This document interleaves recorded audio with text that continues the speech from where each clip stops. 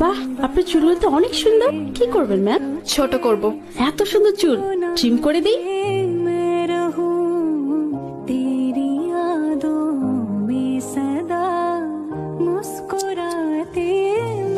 ঠিক আছে ম্যাম। আরো ছোট করে দিন। আরো ছোট?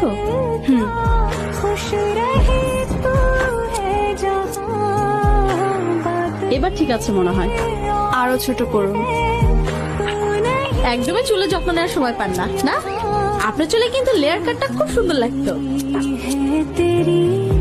এবার ঠিক আছে ম্যাম।